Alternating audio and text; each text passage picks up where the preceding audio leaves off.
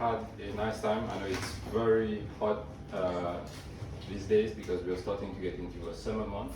But at the same time, it's always nice to get also the experience that wildlife staff have on a daily basis, because we have people who are based here every day.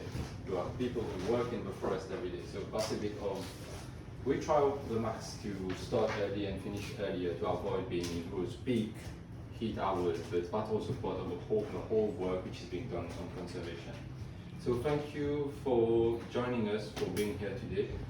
We wanted to have a small nod to Marco's adventure a few years back when you came to Mauritius the first time, when you visited Dodo the first time and did an eco tours which actually brought about the book we are launching today. So the Lost Dodo is an ebook which is also present in limited copies. You can actually purchase it online through Amazon, but you can also purchase it in our shop here on Secret at our Papa head office, and also if ever we are moving around for retail purposes. But Marco, I would also like to give you a special thanks, because as an individual you've taken steps on your own to actually help conservation as someone alone, as we do have corporates, we do have entities, governments, local bodies and international partners who help us. But you as an individual, you took matters into your own hand, you were touched by the story of conservation here, and you actually made your own work to be present here. Thank you for that help. Thank you for everything you've given to that book. We hope those present will purchase it. We hope also that you will spread the message to other people around in Mauritius. And thank you for everything.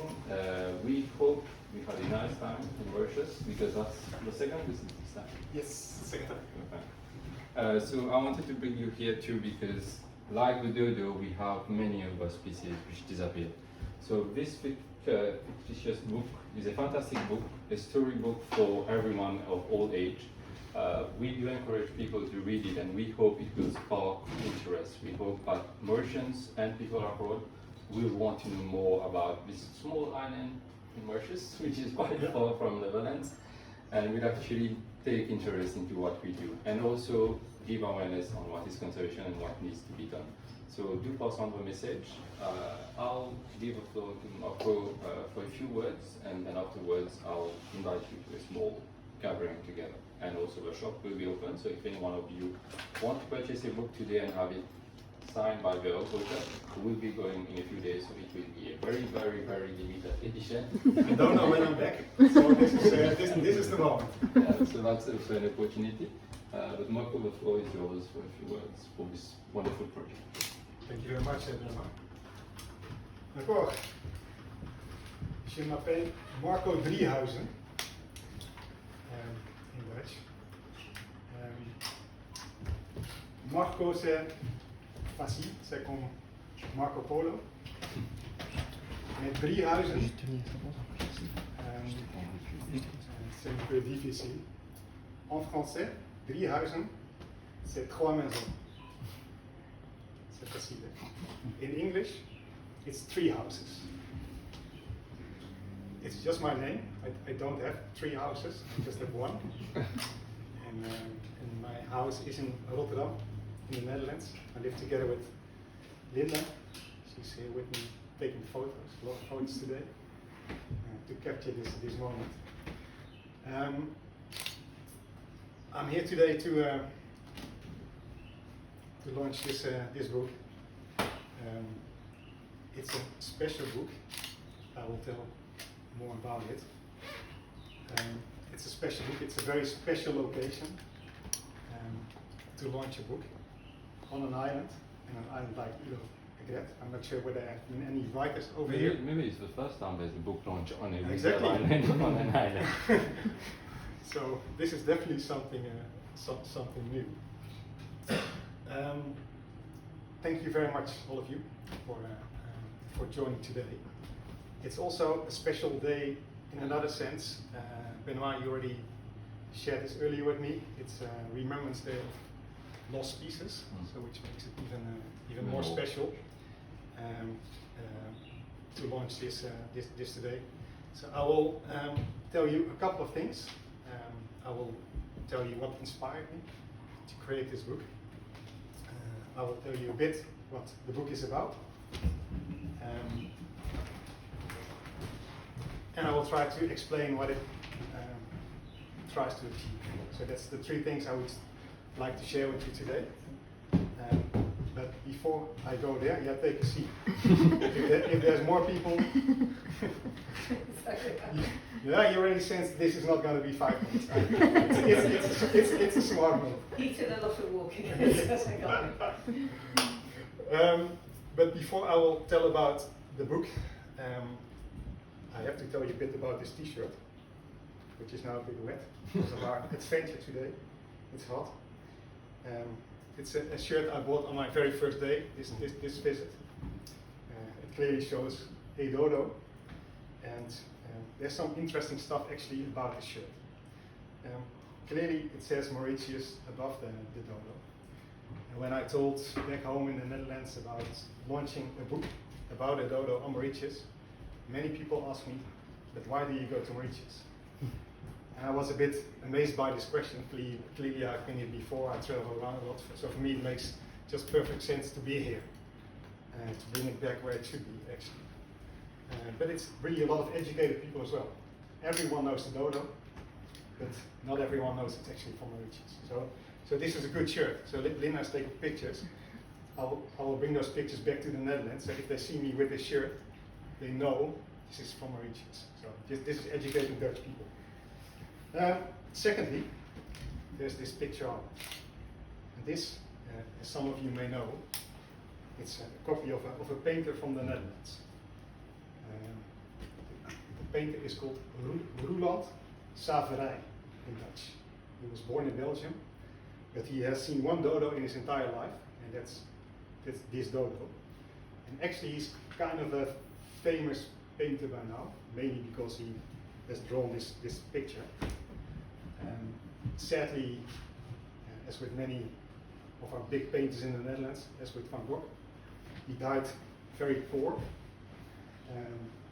Later, his paintings made like millions of euros. But somehow this all happened when he passed away. There's one thing about this Dodo, likely it's very accurate, because Roeland Saverij could really draw pictures very cleanly. So if you look at his other paintings, I'm pretty sure this is what he actually saw. But he painted it in Prague, and likely this has been a dead bird, a dead Dodo. It was a stuffed bird, likely.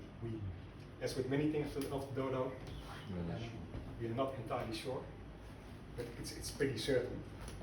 So this is already a bit odd that I'm carrying this stuffed bird on my shirt. Simply, maybe nice to share with all of you. I think some of you may know this from the history books of the Dodo. When the Dutch actually found the Dodo for the very first time, they gave it a name. Yeah. And it was not. Not a nice one. It wasn't nice. But do you know how to pronounce that name? No. No. I'm not going to ask you to do so.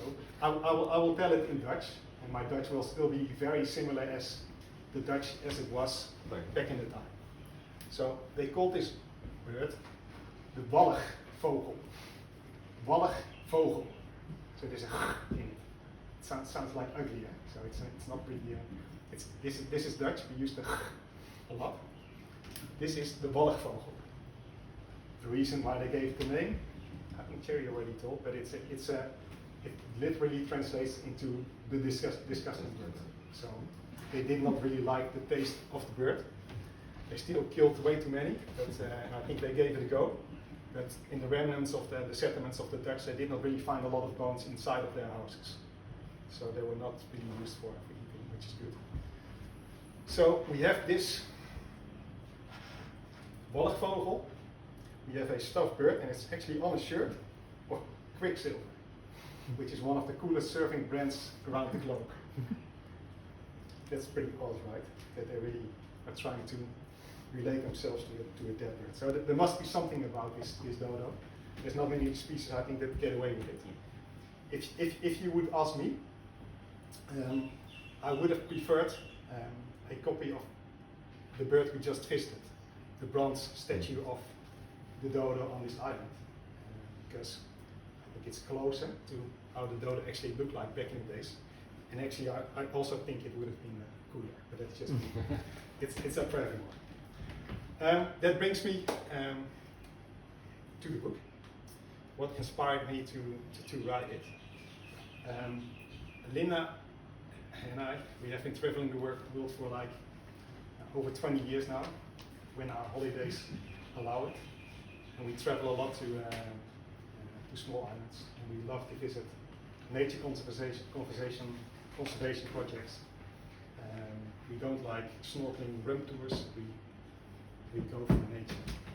And each time we visit nature conservation around the globe, we are touched by the animals, by the nature, and we are definitely impressed by the so many people working in nature conservation to make this work. Sometimes it's just a few people. I've seen it at Grand Mountain Nature Reserve. It's just a small team of people, and they are really making things happen. And this is what we encountered in many other places of the world as well.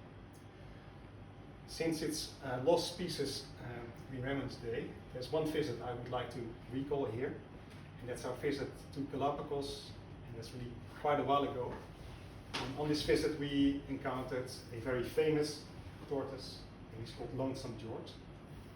And this was the last tortoise from the island of Pinta in Galapagos. And they tried, he lived there for a long time, and a lot of conservation efforts, they tried to not let him get extinct. So they put him with a lot of different females, but he was a very stubborn tortoise. He did what he thought was best, and he did not reproduce anything. So back in 2012 he unfortunately died, and he was really the last of his species. So he's no longer here. But nevertheless, the work that's being done on Galapagos is really impressive. But with everything we've seen around the world, there's actually one place that I like most, and that's actually this place, Ilo's Phuket. Somehow this got into my DNA. It's actually the island we have seen a lot. This is the island we visited most. We counted up. So this is our third visit. I told you already at the statue that in 2015 this was our first visit. I really loved the tour back then. It inspired me to start working on the book. I must say I also started collecting a lot of facts about the Dodo. So I bought all the books I could find. One of the books I bought was a book called The Legend Behind the Bird, which is a book from Mr. Alan Grio. It's really a very nice book if you're interested in the Dodo. And he's now 87 years old, and tomorrow I will visit him. That's going to be a big honor for me, so it's very nice that I can bring in a copy of this book and we'll have a chat. Let's see how that works out. But all of this I took with me, and I started creating this story that's called The Last Dodo. Now, what's this book about? It is a work of fiction. So this is not a scientific book. I must say I'm even mocking science a bit in the book. And I think I can get away with that, I hope. Because scientists usually, they are intelligent people with a sense of humor. It makes me a bit nervous in a place like this where there's a lot of science surrounding us. So it has become a book of fiction. Now, I've written it in a way which I do best, and that is there's a lot of twists and turns and a lot of humor in it. It is originally aimed for adults. I'm very happy if kids will read it as well. But the reason why it's not really a children's book, it's really an adult book, but it's set up in a way that is easy to read for everyone. The reason for this is clearly because the adults are the ones that sometimes make a mess of this world. It's definitely not the children. And this book is different to all the other books that you will see out here, because typically those are aimed at more scientific level, to create an understanding about nature, to really describe all the species that are here on the island. This is really aimed at a full global audience. So to make it as easy as possible for anyone to learn more about the Dodo. So easy to read. The English I've used in the book is also not very complex, so I try to keep that relatively simple. Also for not native speakers, they should be able to read it okay. And I've created an adventure out of this. We had our own adventure today on this island, but it reads a bit like Indiana Jones. So really to make it as nice for everyone to enjoy this story. Nevertheless, it contains a lot of known and unknown facts about the Dodo. So in between the lines of fiction, you will still learn a lot about it. I'm very interested what everyone thinks of the book. That's maybe two things to add is what I try to achieve with the story itself is the image that most people have of the Dodo is if you ask around in Europe or during our travels, it's either they have learned from the Dodo from a children's book or from a comic, so that's what they're thinking of, or people are thinking about this picture of the Dodo, which is actually incorrect. So I try to help out to get a bit of understanding of what the Dodo was really about.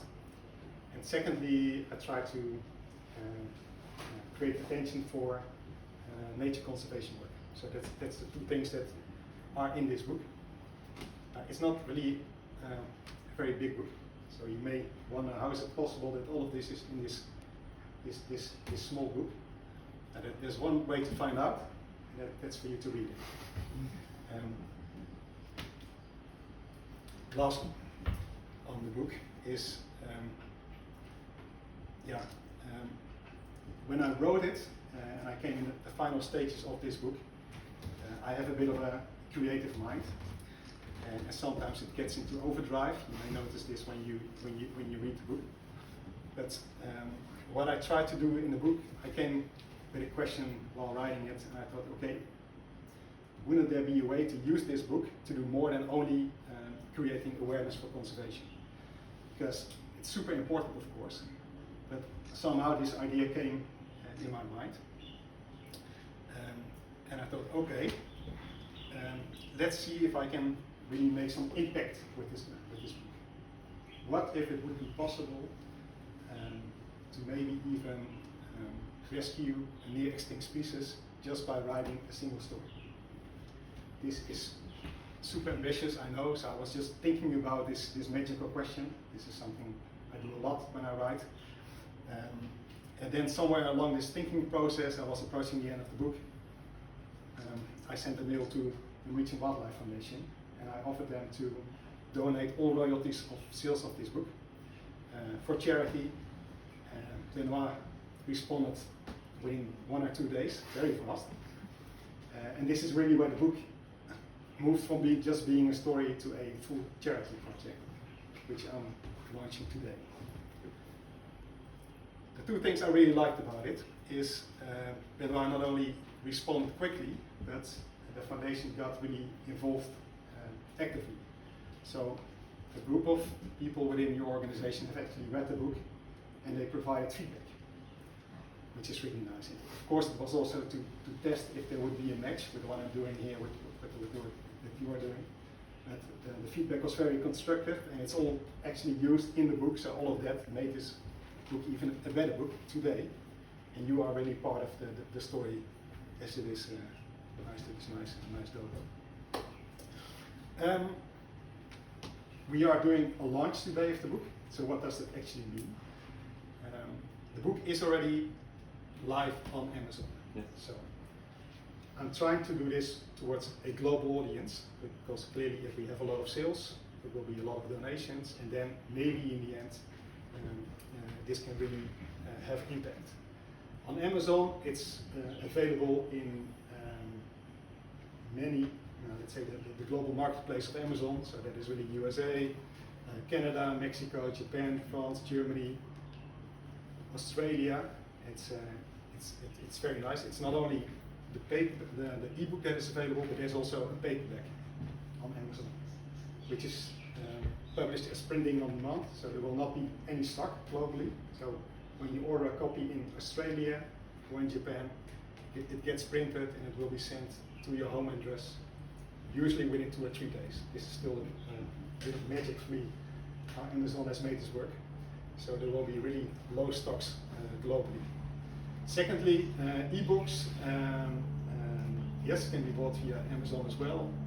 I heard a bit mixed stories about ebooks on Mauritius. Some say it's not that big of a market. Others have a different version. In Europe, it's a big thing. Yeah. So it's clearly available on a Kindle device, but as well as a Kobo device. So that's sold via another channel. That's not via Amazon. So it's really all over the place. You can buy this book. Last but not least, you can buy it over here in this shop for the couple of copies that are left, and I hope in all the shops of the Mauritian Wildlife Foundation. The revenue of the sales globally, this is what I have in mind. A part will go to try to bring new stock to your shops. Of course, it needs to sell. We really don't know yet. This is really early stage. You are the first ones to hear about this. If it depends a bit on the balance, it also needs to sell internationally. So if there's too much work being sold over here, then it will just be direct donations towards the foundation. So yes, this is pretty ambitious. Can this project fail? Yes, it can. This is, in a sense, it's completely new. There's a lot of people doing self-publishing around the globe. But to really go into a partnership like with the Mauritian Wildlife Foundation, and come up with a way that it really connects to actual nature conservation, as far as I know, that's not really done before. So it's also kind of an experiment, and we'll just need to see how this plays out. I'm very happy that Benoit thought a lot with me on this project, so I hope for the both of us this will really work out. The good news is, because I'm just a self-publisher, we are pretty flexible, so we can just see what happens onwards. Yeah, it's in that sense exciting. Be aware that I've sold ebooks and paperbacks before via Amazon. Some of it is really working out. So I write a lot of short stories. I even won some prizes with it, which is awesome. It helps you with getting some stories sold. So I know a bit of the magic. I do have like this big dream of this is really saving an extinct species from getting extinct. But Amazon is not really interested in my dreams. So they only care about algorithms. And I know a bit about the algorithms, so I will try to get this book in it. And if this works, this is very nice, then you will have a nice sustainable way of having the book there. And my experience is that if it runs, then it works by itself more or less. So, but the one thing is, I think in the first year, it's nice that we have it out there in all the countries in the world.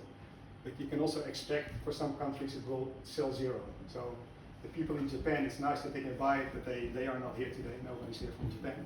So why would they buy it? So it's we will need to see. It will initially be some people from the Netherlands, and hopefully with the attention we get today, that we have a bit of sales, and let's see if we can grow this.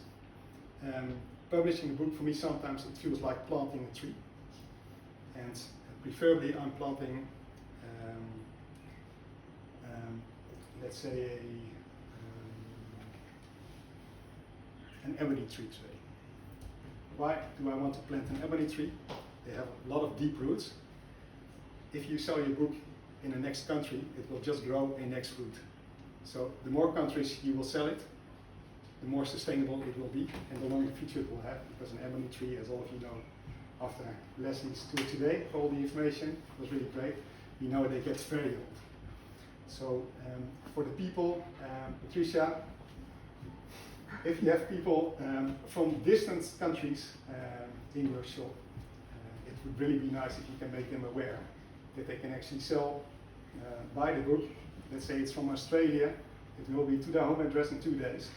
Because each new country that will be added is really a celebration for us and for the book, and I will let everyone know.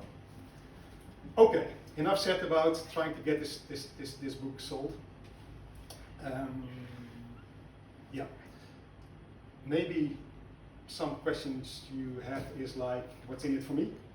So am I secretly becoming a rich guy if this becomes a bestseller? No, because I don't believe the charity will really work out if you have a hidden agenda. So I'm not adding any fees. So the only costs for the book are publishing costs, clearly delivery costs if somebody actually purchases a book in Australia, and tax. So there will be some tax involved. So that will be in any country. So no, there's nothing in it for me. So what's in it for me is really to have the opportunity, and this is why I'm very thankful to be here today, to have this big dream, and really try to make this happen, and see if we can realize this. One question I got quite a lot on the islands is, will it be in French? Which I can of course understand. It's easy to read, but if things work out a bit, yes, I'm planning to also get a version in French later this year. I write on the side, so I also have a full-time job in the financial industry. So I will do this with my own pace, and maybe with the help of some people from Mauritius. That would even be very nice. But I'm planning to do so somewhere in 2024. This book hopefully will also be in French. Dodo. Exactly. Good. I've told you what inspired me, what the book is about, what I'm trying to do with the book. Is there any questions so far? Yes. Thank you very much. How many books did you write? I wrote one book in Dutch, which is a collection of short stories, and I published quite a lot of short stories online. And those typically are like, even some are 1,000 words. And this is something I learned when I started self-publishing. It's pretty difficult to run things via big publishers. There's also an upside, but you lose a lot of independence, I must say. So what I've done initially started with submitting my stories to story writing contests. So this is where I really picked up, okay, this is working out, because I won my first award. It was published in a newspaper. It was a competition with over 100 books from many countries, and I won the public, the reward for people giving their reviews, and also the jury award. So I actually made my short stories tend to be sell-best, let me say it like that. And that's about it. So it's just one book in Dutch. It's a couple of stories in Dutch, and I also written a couple of stories in English. My first story in English is called Resurrection, which is nicely, we have a new Dodo on this island that got long listed, so that's nice as well. So, but it's still fairly small. This is my first, let's say, in English serious book I'm publishing. Like Marco said, it's good to keep in mind, but he's not a full time for it. Well, you're an author, but you also have a side job, so it's something he's doing out of his own personal project. It's different from someone who would be an author as profession and who would naturally be working towards it, but something he's been working on for, it's been quite some time we work on it, and he's taking his own personal time on to do this book. And we've, like I said, every book being sold will directly help us in doing conservation. So you would know that every cent which comes to us would be used to help out on the various species we work in. They are not near extinction. Thankfully, we do a good enough job for that. Yeah. But we're trying to do our best to actually have the population actually go up in status. But each and every cent is used in one way or another, either if it is for island restoration or if it's for specific animals or plants. Yep. The whole scope of it will benefit from just purchasing a book. So even in a way, someone abroad wanting to finding the story of the Dodo through your story and wanting to give a small donation to the Mauritian wildlife work, just buying a book is actually the same way as doing a donation. So thank you for that. We hope it will inspire other people to do the same thing, maybe, who knows, but I wanted to also... Can I say two more things, if that's okay? I just want to tell one nice story to end with, if that's okay. One thing is, it's actually unrelated to the book, but it's because of its Remembrance Day for Lost Species. I just wanted to, besides that I'm thinking about Lonesome George, Linda made me yesterday aware of a news article which was published on BBC like a week ago. Maybe some of you have already heard it. This is really old news, I don't know, but if you haven't, then I definitely want to share it. So this is news from the Seychelles. Anyone get that news? Seychelles? Well, I might do, but I can't remember what it is. When you tell me, I go, oh yeah. Clearly, Seychelles is the origin of some of the tortoises on your island today. And the Seychelles also has put a fairly big nature conservation project at sea, a marine conservation project, which is about swapping depth for nature. So it's really a massive program. And this is about conserving one of the biggest animals. It is the biggest animal on our planet that has ever lived. It's the blue whale. It's still alive today, and there were suspicions that in the old days they had breeding grounds around Seychelles. They've done years and years of research around the island. They've done a lot of work with the government of Seychelles. And the latest findings they have done sound recordings for over a year around Seychelles, and what they found is that for many, many months the blue whales actually resided there. And there's even signs that they are breeding again. So it seems that we have a comeback of the blue whale in the Indian Ocean, which is awesome, right? So I love conservation projects, but we love our whales when we travel around. So this is just something of hope on a special day that I'd like to share with you. And then finally, Benoit, then you can take over. I just want to thank the Regional Wildlife Foundation for stepping into this project. And just a writer of fiction in the Netherlands, as you said. I'm just an individual who is dealing with some other companies at the same time, which is a different skill, but not only with partnering up with me, but also to be really actively involved. So that is something I really appreciate. Thank you very much for organizing this nice tour and the launch on this island. This is very special for me, so I know you put a lot of effort in it. So thank you very much, and I really enjoyed the way that we work together. And I hope that we stay in contact and we really have a bit of success on this together. Yeah, that would be very nice. One small gift we wanted to give you. Maybe not. I know it's not. I know it's not. I would like to thank Deborah and as well. You also read the book. Also, thank you for getting involved. And really nice that you already shared some feedback today. So that's appreciated. Bring it back to the UK. Make them aware it's for sale in the UK as well.